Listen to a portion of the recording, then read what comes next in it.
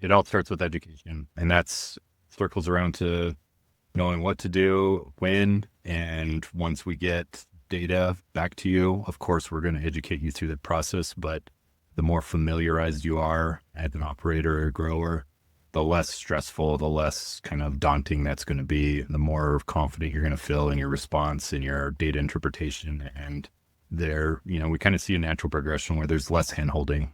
We're always available for that, but a lot of people will, after a few interactions, say, okay, this makes sense. I understand what we're doing. I understand the goal. I understand what the data means when it comes back. So I'm going to kind of take it and run and kind of go from there.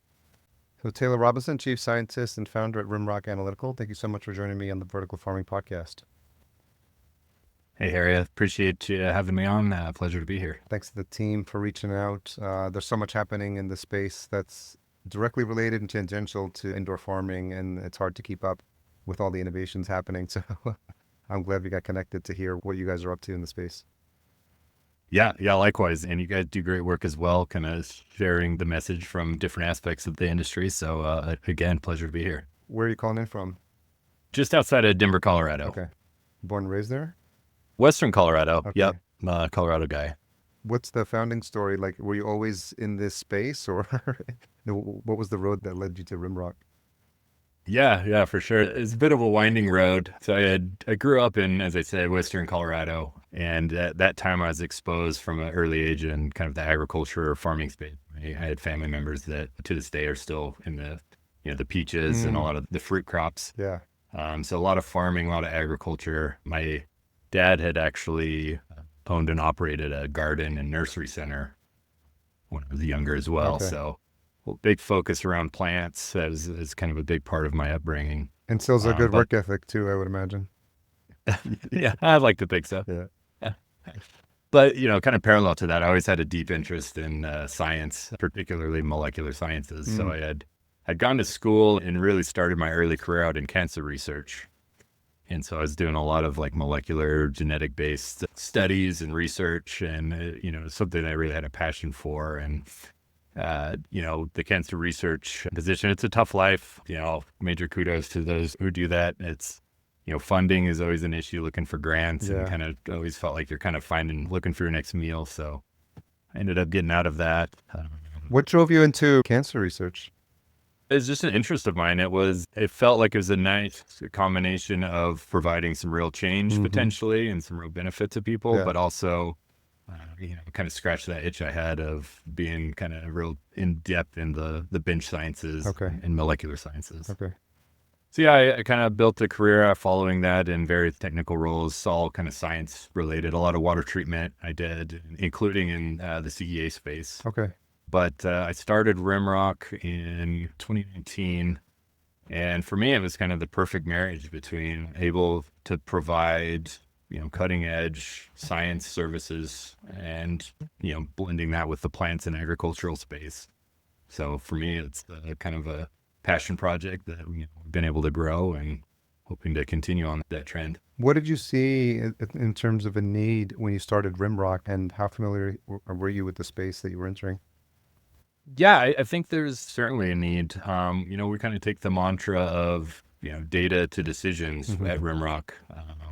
So we see ourselves as a vehicle or a path where we streamline what can be some barriers to growers and operators to get the necessary data. So I think there's certainly need there. There's certainly need for some innovative services as well. Some new things, whether that be for novel pathogen screening or process optimization. But I did have experience in the CEA space leading up to the founding of Rimrock. Again, primarily through water treatment services.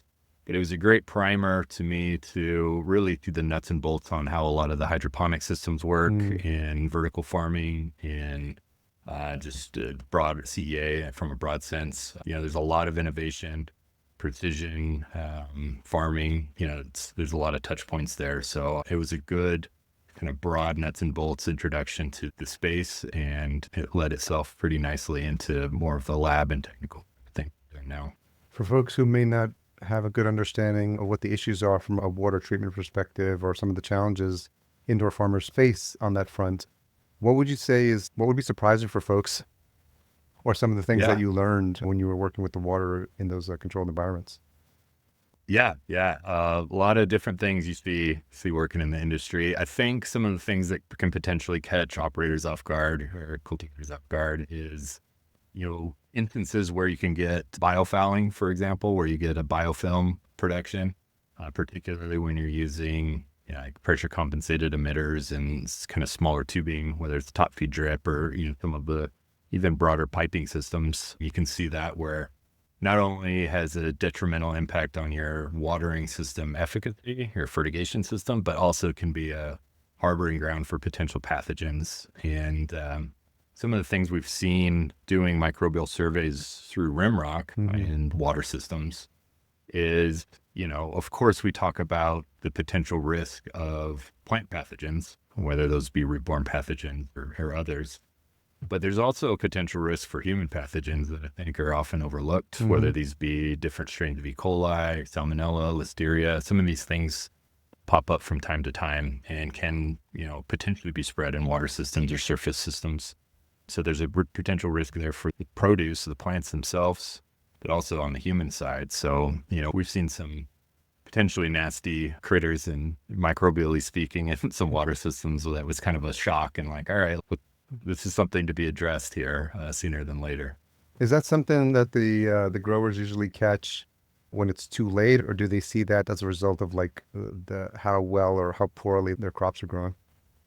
It's a mixed bag, I would say. So we're obviously promoting kind of taking a proactive monitoring stance towards microbial management Hmm. specifically. It's almost always the case that it's easier to remediate if you catch things early in their progression.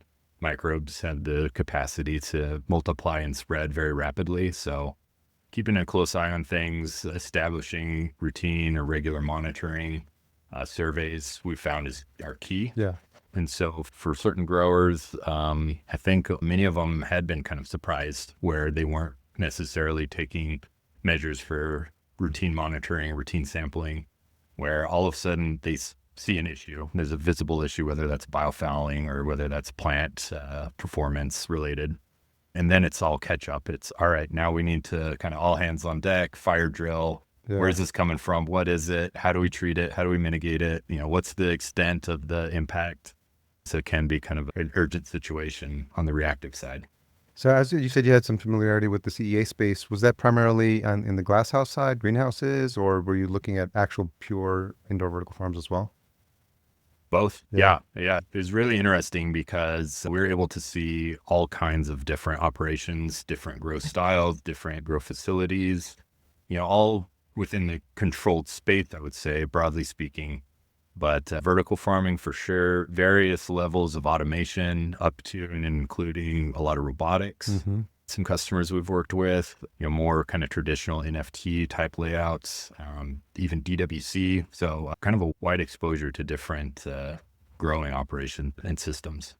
And does size play a role in terms of like how prevalent these types of issues are?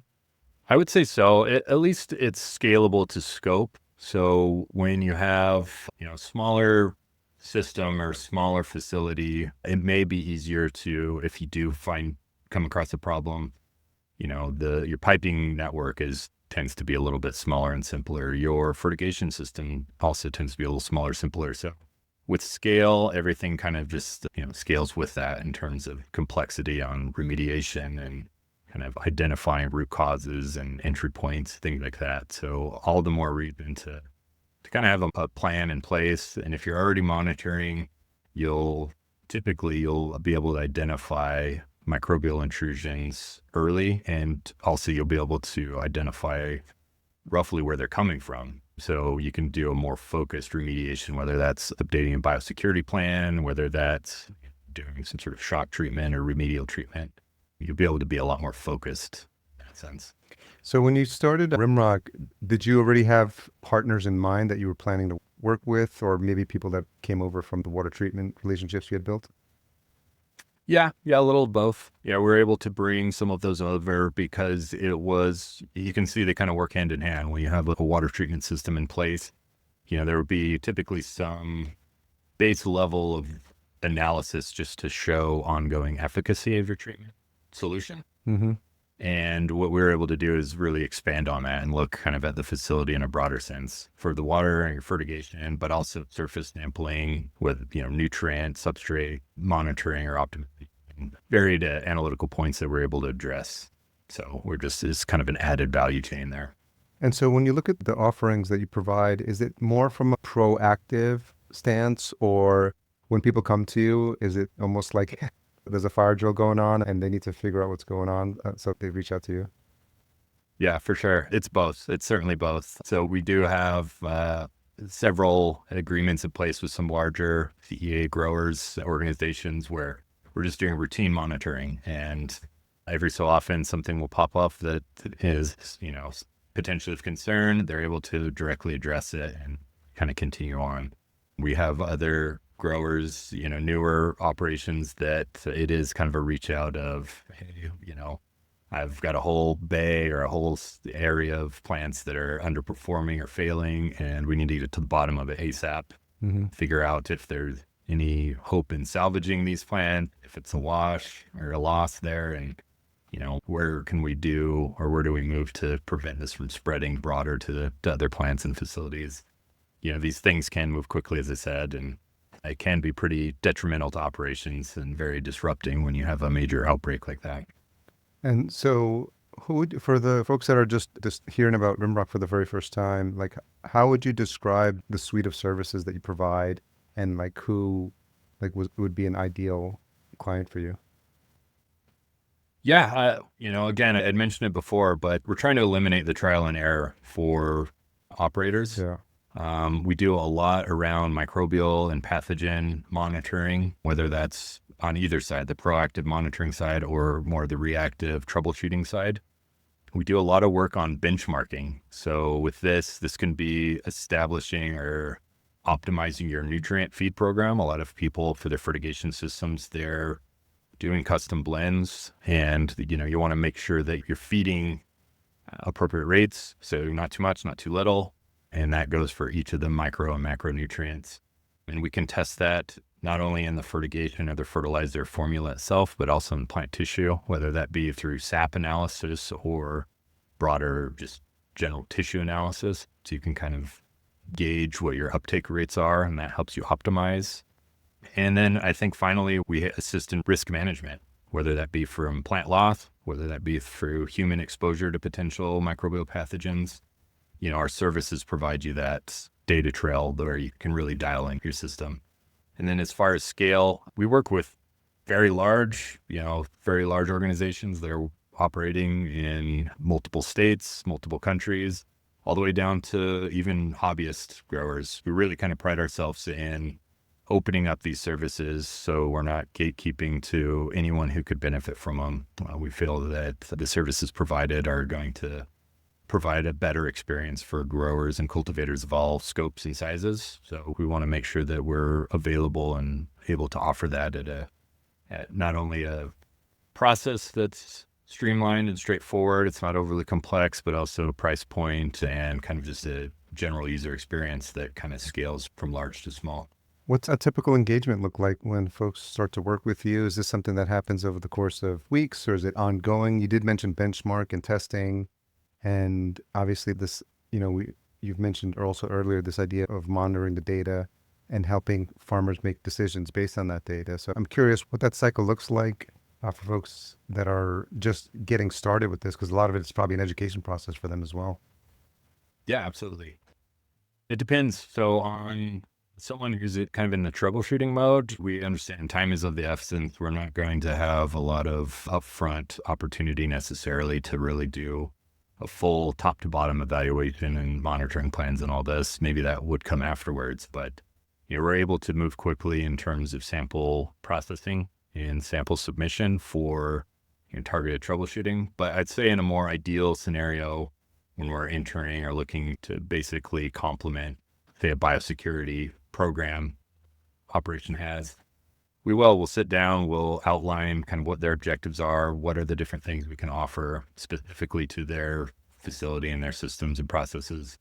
It may include a site survey where we'll actually fly out and view the facility itself, kind of map it out, and that helps us develop a monitoring plan.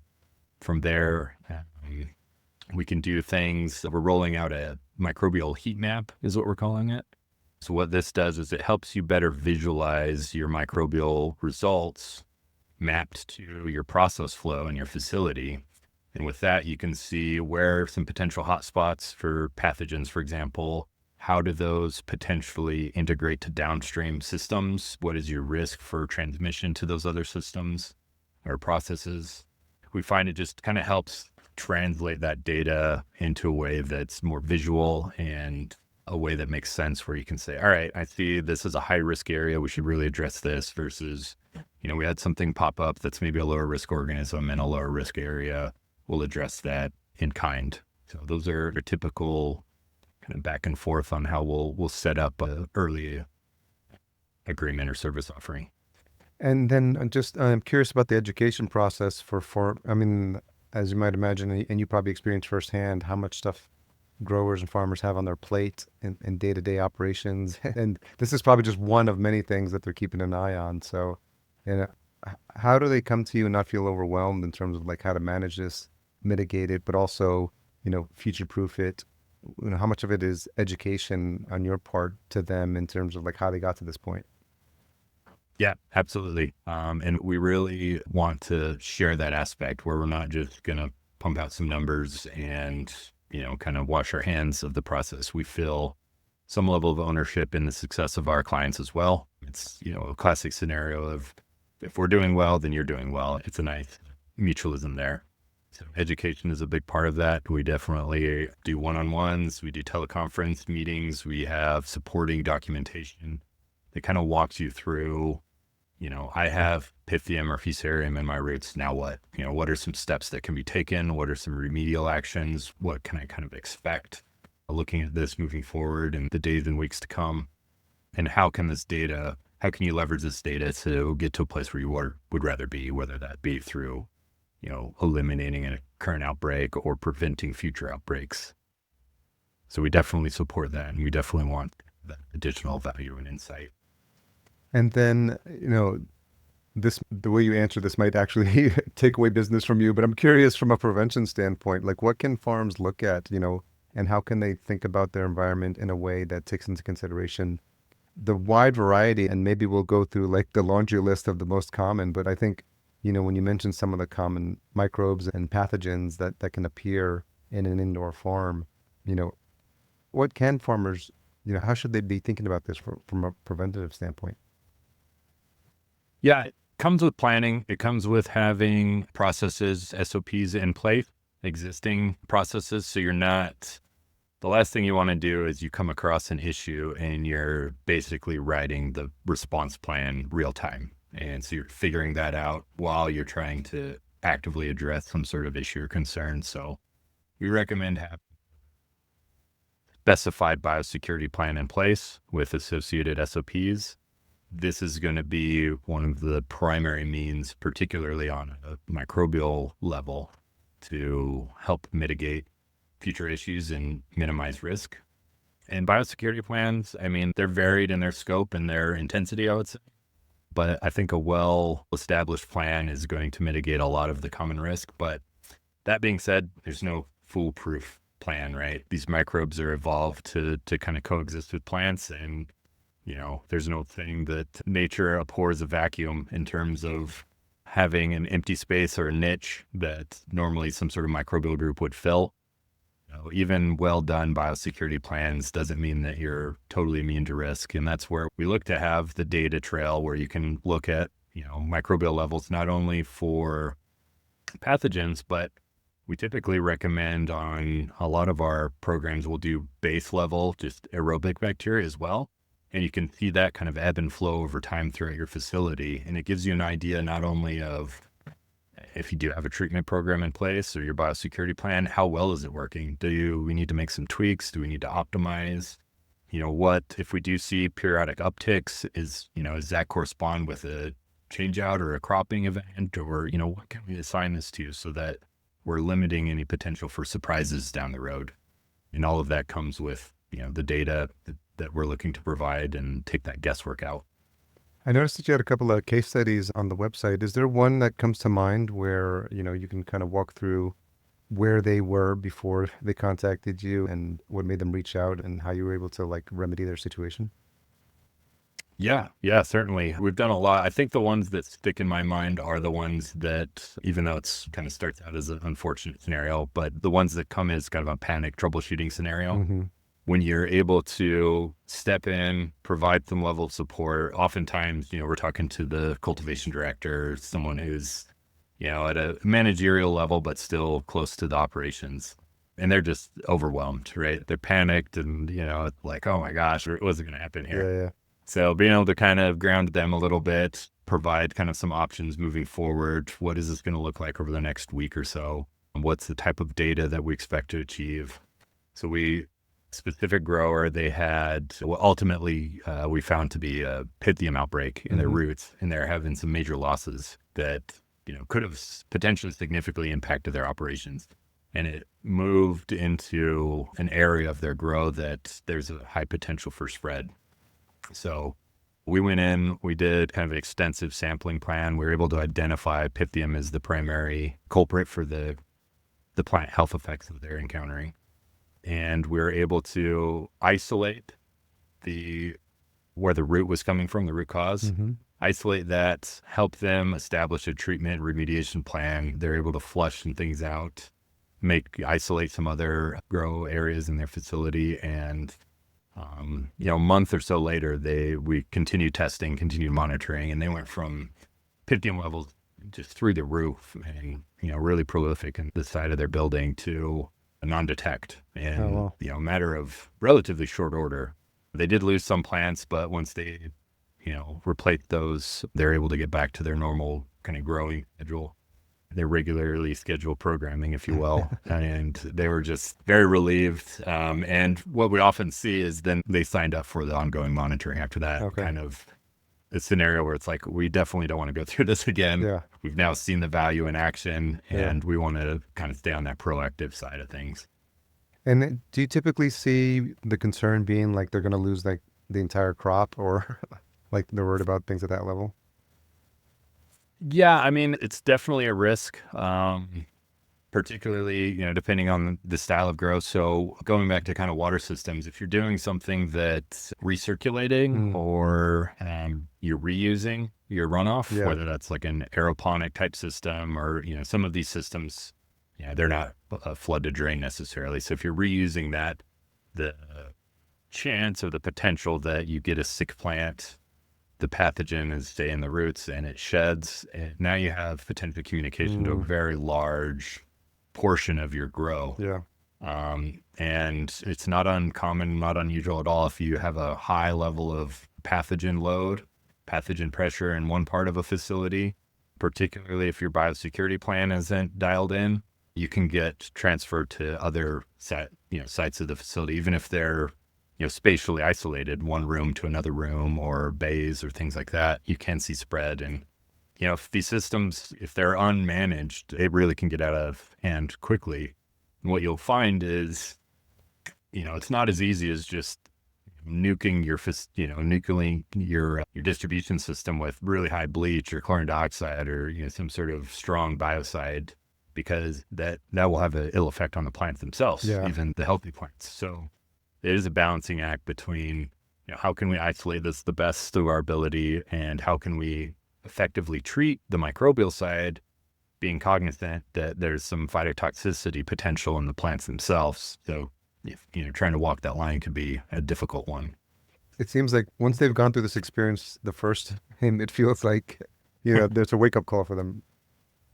Yeah, yeah, that's been our experience. You hate to see people go through that kind of frantic period, Yeah. but it is kind of sells itself in the sense of taking a proactive stance and, just staying on top of things. And we've talked a lot about the microbial side, but we've seen this before with, just your process optimization. We had one story comes to mind. We were working with a cultivator.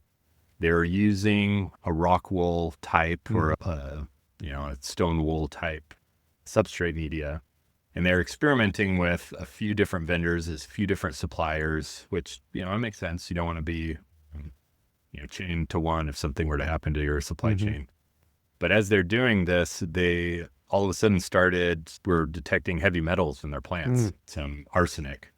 And they're scratching their head, trying to figure out where could this be coming from. It's a clean grow operation. Well, we ended up finding that there was some soluble arsenic that had traveled in with the mineral wool Wow. for one supplier. And, as uncommon as that may be, it was an area where it's like, well, maybe now when we're bringing in new lots or new suppliers for substrate, for example, maybe that's something that we want to get evaluated and tested just again to be proactive. Yeah. It's much easier to test it when it's still on the pallet and get it confirmed clean before you introduce it to your grow system versus after. So it's a kind of multifaceted approach there. Yeah, we're seeing a lot of different approaches to substrates in some of the conversations I've had as well. There's folks that are going with almost like 3D printed, molded substrates as well. Sure. I had another company called Soil Steam, which started in steaming soil to remove pathogens, and they moved into the Oh, yeah. controlled environment space because they're steaming substrate because of this exact issue you're referring to. So it seems like something that's a common issue across a lot of farms. Sure. I'm curious what your take is on the overall health of the indoor farming space. Obviously, that can be vertical farming, but that can be greenhouses as well. But can you see any indications of how business is going from, like people that are chatting with you, or do you see any sort of like rise and fall in terms of like cases? Or I'm just curious what take you have, because you deal with a lot of like different types of farms, and you probably have like this weird canary in the coal mine kind of perspective sometimes with some of these issues. Yeah. Yeah. No, it has been interesting. Certainly there's been changes over the last, several years, decade or so, in terms of there's kind of a period a few years back where there's almost kind of a sense of controlled environment ag euphoria, where there's a lot of investment dollars, a lot of hype, Oh yeah. a lot of people really kind of amping the business side, certainly from kind of an investment perspective, but also just how this is going to, solve hunger and, solve food deserts and things like that, which I think in a lot of cases are true. Those are accurate predictions, but people were going into it, I think, with maybe not the most realistic expectations in terms of crop densities and projected productivity that you might get of a given grow space, and the added cost that goes in, whether that be energy costs or just input costs, all these different things that are associated with precision growing. So I did see, I think we've all seen kind of a consolidation somewhat in the space. We've seen some pretty big names kind of come in and then leave the space Yeah. for one reason or another. But I would say the industry is still strong. I think if anything, it's taken a couple hard lessons, but I think the players that are still active now and those that are entering the space, I think there's been a lot of hard fought lessons learned in terms of how to efficiently manage productive grow operation. So we're certainly, excited and optimistic towards the future of the CEA space. I think currently there's a lot of, you mentioned canary in the coal mine. We have seen some of our customers, some level of hesitancy just with kind of the general uncertainty of whether that's through, supply chain and international vendors Yeah. and just kind of general uncertainty in the market right now. So we have picked up on that, but I think the sense is that hopefully that's, kind of a temporary state and we'll get back to more of a, predictable business as usual type place here sooner than later. But as I said, I think it's strong. I think it's here to stay. I think with, more people, more urban areas, it just makes sense to be able to utilize spaces and get people closer to their food sources. So I think it's here to stay, certainly. You mentioned the move into more urban spaces, and I'm wondering from a pathogen perspective if that introduces a whole new set of challenges, or is it the same pretty much as long as you're pretty secure in terms of how you're locking down your environment? Yeah, I think it can be just as, if not more secure. Like, it all is contingent on, having your policies and practices in place. We've seen some controlled grow spaces that are more suburban, if not even, you might consider rural Yeah. in their location, and they're adjacent to typical row crops. Mm. And they would get, it is kind of an interesting study. They were doing a monitoring plan with us, and every fall they would get an uptick in fusarium. Okay. And man, what is the deal? We haven't changed anything. Yeah. We haven't, haven't introduced anything new. It was a bit of a puzzle. What we found was it coincided with the time that the row farmers next door or adjacent to them were either cropping and or rototilling, kind of rowing their crops. And the dust that it would bring up would get taken into their HVAC system. Oh, wow. And so we'd see an uptick of fusarium that was apparently endemic to those, those fields. Yeah. It wasn't, maybe not to a level that was causing row farmers, significant issues necessarily, but enough to be kind of a native population. And they were monitoring and they were, managing it. So it never resulted in, major crop losses or anything, but we would just see it kind of in the background where they'd be very clean, and then all of a sudden uptick. So there are scenarios where even kind of the more rural farms can be subject to some additional exposure as well. Yeah, that totally makes a lot of sense. It's almost like you have to play the role of detective when you're in there trying to figure out like where these issues come from. Yeah, it can really feel that way at times. And that's why we try to really, with like the heat mapping and things like that, let's try to streamline this and make it as reproducible as possible. So we're not starting from ground zero as detective. We got to really figure things out on the fly. It's, trying to follow that prescription a little bit more where you can be a little more efficient. How big's the Rimrock team? We're a pretty small team. We've got a handful of techs, and we actually just hired on a new business development executive. Okay. Jeremy was our most recent hire. Yeah. So yeah, small crew, but looking to grow for sure. What's a tough question you've had to ask yourself recently? Tough question. This one. No, I think I've been kind of going back and forth. It's maybe a little more boring, but just on the business side. Yeah. And again, kind of dealing with some uncertainty in the markets, dealing with, and it's all trickle down. So our customers are feeling it. So in turn, then we start to feel it. Yeah. We are somewhat diversified in the sense that, our primary target market is the CEA space, but we do a fair amount of work with soil suppliers, some substrate providers, and then some other plants. We do some genetic testing for carnivorous plants, Okay. exotics. So we're branched out a little bit, still, again, kind of in the plant space, but there's some adjacent markets that we work into. So, we're diversified enough to kind of avoid the bulk of the pinch. But as far as just kind of difficult questions or ponderings is just what are the right moves to make today that are going to set us up for tomorrow, really? Yeah, that seems to be the ongoing question for all business owners and entrepreneurs for sure. Yeah, and maybe that's just forever, but definitely feeling it now. How do you guys get the word out now? Yeah, well, we're on social for sure. We love to take the opportunity to kind of share some knowledge and share our brand messaging with podcasts. Yeah. We've been on several of those. Some trade shows we've been to, kind of looking to ramp that up hopefully next year a little bit more. A lot of local outreach. So we do have a national presence in terms of our client base. Yeah. But we also like to focus on kind of the Colorado Denver area too, just it's our backyard. So we definitely want to be supportive of kind of our neighbors. And those are kind of our primary outreach modes right now. Have you been to Indoor AgCon? We have, yeah. Indoor Ag is a good one. Cultivate is one we've been to. Yeah, we've been to a handful of cannabis shows as well. Okay. MJ Biz, looking at InEcon, I think next year. So kind of branch out a little bit in that sense as well. Yeah, I mean, I think it's part of it is also not that it needs to be a scare tactic, but it's coming at it more from an education perspective. And I think, preventative maintenance or just languaging around that, I think is helpful for farmers, because it's almost like you want to show them what can happen if they're not careful and, the little things they can do to prevent it along the way. And I think part of it is sometimes, as we just alluded to earlier, there's so much on their plate that it's something that's not top of mind for them until it's too late. So Right. I think conferences, I think sometimes you can slow down and have a longer conversation with folks that come by who have probably had an issue or are worried about having an issue. Yeah, absolutely. And the last thing we want to do, present it as some sort of scare tactic, but it is a real risk. It is, the potential is there. And I think that's well understood. but it's just more of a means of showing like, hey, there is a true ROI here. There is a true benefit to minimizing your risk and staying on top of these things.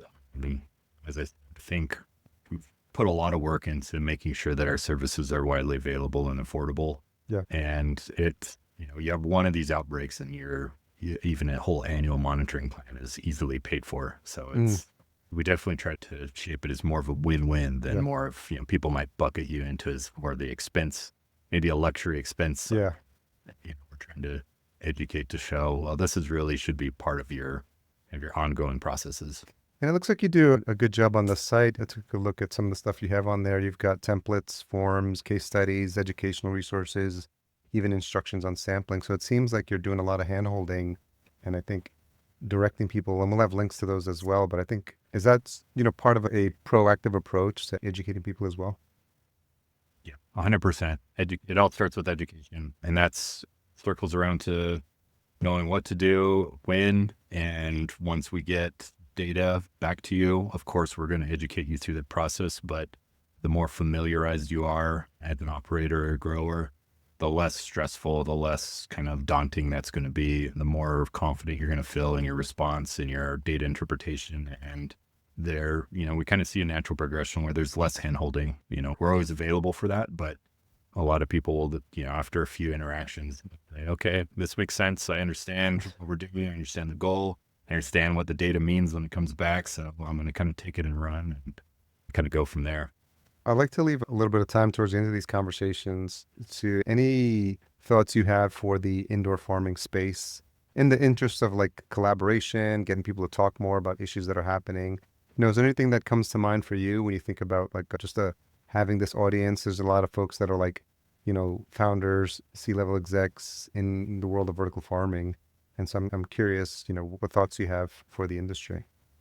I think where you can to look for collaboration, even across different industries or different segments. I think from a very high level, a lot of people have the same objectives and the same goals from a cultivation space, even though they may be doing it differently. I think there's been some instances where, everybody's kind of looking for a secret sauce or kind of a secret something, whereas, and that may be the case, and that's totally fine at the initiative, but the more you're able to collaborate, the more you're able to share knowledge. An example, my past experience in the water space, moving into kind of more of the analytical and data providing space, services space, that having that kind of viewpoint, there's tons of overlap there, and it's really been beneficial in sharing that value with our clients. And we have other ag professionals on the team that likewise have either the business marketing experience or, more of the technical boots on the ground experience,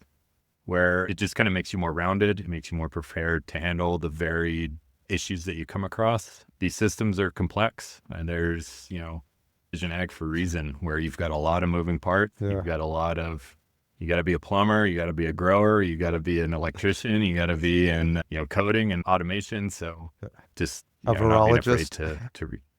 Yeah, exactly. A microbiologist, all of these things in one, and it can be daunting. So, leverage your partners, leverage your network, and, I think everyone can kind of grow together, pun intended. Yeah. Well, Taylor, thanks for taking the time to educate my audience and the listeners on issues that may be existing, hopefully not in your farm as you listen or watch this conversation. But I think what the important takeaway here is that it's something that can be prevented. It's something that can be diagnosed as well. So where's the best place to point folks to who are just kind of in this space and want to learn more about possibly working with you? Yeah, rimrockanalytical.com is the good place. Like I said, we had we have resources there available. If you're kind of just starting out, you also can reach out to us directly through our contact page there. We're on LinkedIn and Instagram as well. So feel free to look us up there and give us a follow. We'll happy to chat and kind of talk about your specifics. Okay. We'll make sure all those links are in the show notes, and I'm sure this is very informative for folks. So I appreciate you taking the time to educate us. Yeah. Thank you again, Harry. It's been a pleasure.